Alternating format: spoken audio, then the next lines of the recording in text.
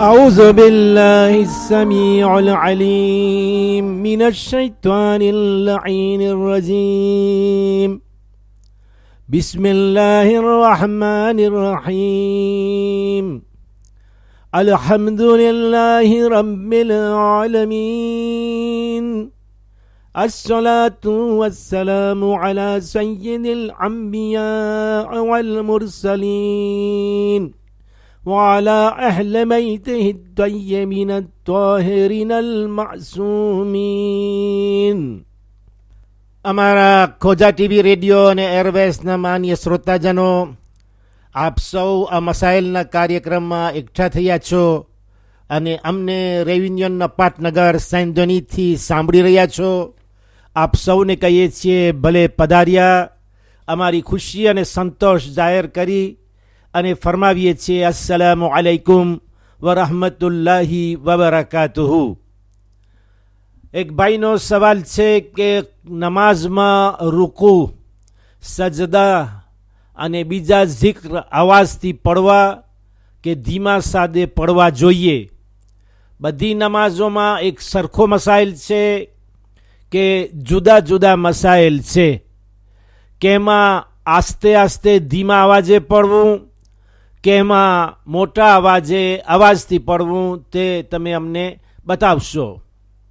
જવાબ: પુરુષ, જણ, મર્દ માટે અહવતની રૂએ વાજિબ છે, એટલે કે પાર પ્રેકોશિયોન ઓબ્લિગાtoire, કે નમાઝે સુબહ, મગરીબ અને ઈશામાં, એટલે આ ત્રણ નમાઝોની અંદર કિરાઅત યાને સૂરે અલહમદ અને બીજો સૂરો અવાજથી પડે.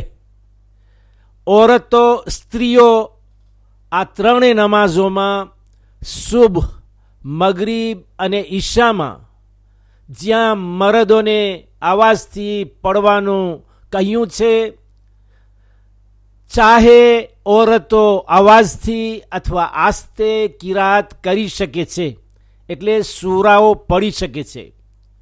પણ અગર કોઈ નામહેરમ અવાજ સાંભળી રહ્યો હોય તો તે વખતે પોતાનો અવાજ તેને સંભળાવવો હરામ છે, માટે આસ્તેથી પડે. એટલે આપ લોકો સમજી ગયા હશો. અને ખાસ કરીને જે મને સવાલ કરી રહ્યા છે કે મરદ માટે, જણ માટે ત્રણ નમાઝોમાં સુબહ, મગરીબ અને ઈશાની વખતે સૂરાઓ અવાજથી તિલાવત કરવા. ઓરતો ચાહે તો અવાજથી કરે, જેમ કે ઘરમાં પોતે એકલી છે, ઘર બંધ છે, કોઈ નથી, અથવા તો એની ઓલાદ કે એનો ધણી જ છે, અથવા તેના મા બાપ, અથવા એવા લોકો કે જેનાથી શાદી કરવી હરામ હોય, જેને મહેરમ કહેવાય, જે એત્રાંજે નથી, તો તે વખતે તે અવાજથી પડે તો કંઈ વાંધો નથી. પોતાની કોટરીમાં પૂરેલી છે પોતે, તો તે અવાજથી પડે તો અવાજ કોઈના કાન સુધી જતો નથી, અને જાય તો આ લોકો એના માટે મહેરમ છે. પણ જો ઘરની અંદર કોઈ એત્રાંજે માણસ હોય, અથવા મસ્જિદમાં નમાઝ પડતી હોય, અથવા કોઈના ઘરે કે એવી જગ્યામાં પડે કે જ્યાં કોઈ આવી શકતું હોય એત્રાંજે માણસ, તો ના મહેરમના કાનમાં અવાજ જાય તો હરામ છે. તો તે વખતે ભલે એમાં ઇખ્તિયાર છે કે આસ્તેથી પડે અથવા અવાજથી પડે કે આસ્તેથી પડે, કારણ કે ના મહેરમને અવાજ સંભળાવવો હરામ છે. તો મરદો માટે અવાજથી પડવું, ઓરતો માટે એ વખતે આસ્તેથી પડે, અગર અવાજ બીજા પરાયા એત્રાંજે મર્દોની કાન સુધી જાતો હોય. નમાઝે ઝોહર અને અસરમાં અહવતની રૂએ વાજિબ છે કે પુરુષ હોય યા સ્ત્રી. આ નમાઝે ઝોહર અને અસર એટલે જે બપોરની નમાઝ છે, એમાં અહવતની રૂએ વાજિબ છે, પાર પ્રેકોશિયોન ઓબ્લિગાtoire, કે મરદ હોય કે ઓરત હોય, પુરુષ હોય કે સ્ત્રી હોય, એ બંને માટે એક જ મસાઇલ છે, એક જ હુકમ છે કે કિરાઅત એટલે સૂરાઓની તિલાવત ધીમે અને આસ્તે પડે. આ છે કિરાઅતની વાત, સૂરાઓની તિલાવત જે નમાઝમાં પહેલી અને બીજી રકાતમાં કરવામાં આવે છે. એટલે ત્રણ નમાઝોમાં તમે જોઈ લીધું, સુબહ, મગરીબ અને ઈશા, એમાં મરદ અવાજથી પડે, ઓરત ચાહે અવાજ અથવા આસ્તે પડે. અને વચલી નમાઝ જે ઝોહર અને અસરની બપોરની છે, એમાં ઓરત હોય કે મરદ બધાય આસ્તેથી જ તિલાવત કરે, એમાં અવાજ કરવાની જરૂર નથી. પરંતુ હવે બાકી zikr રહ્યા, જેમ કે રૂકુની અંદરમાં અથવા સુજૂદમાં જે કંઈ પડવામાં આવે છે એને zikr કહેવાય છે. તે ઉપરાંત રૂકુમાંથી સીધા ઊભા રહીએ ત્યારે સમી અલ્લાહુ લિમન હમીદા, અથવા સજનામાં બેઠા ત્યારે કે અસ્તગફિરુલ્લાહ રબ્બી વ અતુબુ ઇલૈહ, અથવા સજદામાંથી ઊભા થતી વખતે બી હાઉલિલ્લાહી વ કુવ્વતિહી અકૂમુ વ અકઉદ.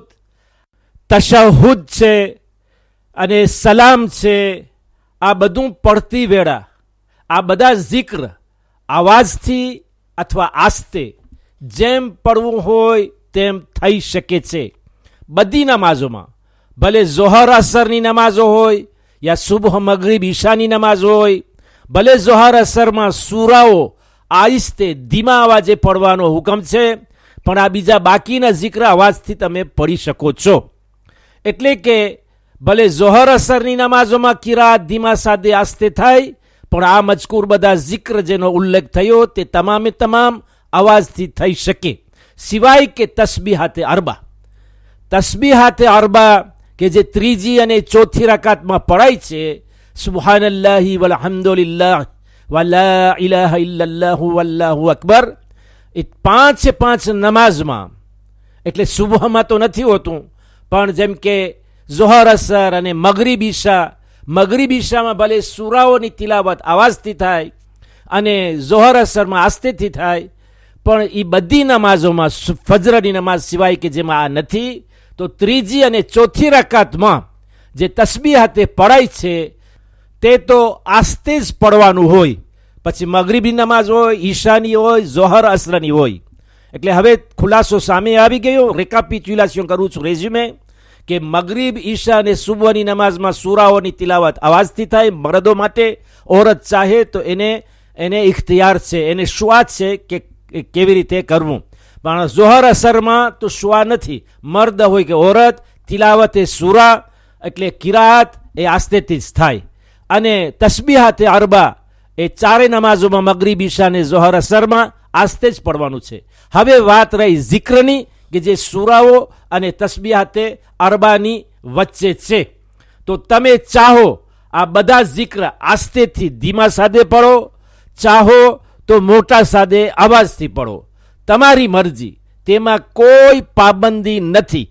બસ બે સૂરાઓ માટે અને તસ્બીહાતે અરબા જે ત્રીજી અને ચોથી રકાતમાં સૂરાની બદલીમાં પડાય છે તેના વિશે જે આગળ કહેવાઈ ગયું તેના સિવાય તમને છૂટ છે.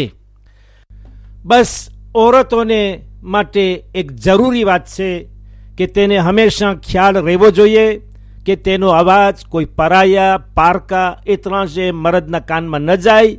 તો એનો અવાજ કેટલો રાખવો, કેટલો માપ રાખવો, એનો અવાજ કેમ મેઝ્યુરે કરવું, દરેક વખતે સૂરાઓ હોય કે zikr હોય કે તસ્બીહાતે અરબા હોય, દરેકમાં પોતાને ધ્યાન રાખવાનું છે. પૂરી નમાઝમાં કે એનો અવાજ કેટલો રાખવો એ પોતાને સમજવાનું છે, કે એનો અવાજ કોઈના કાન સાથે અથડાય નહીં, કે જે એ ત્રણ છે પરાયો, પારકો, મર્દ છે.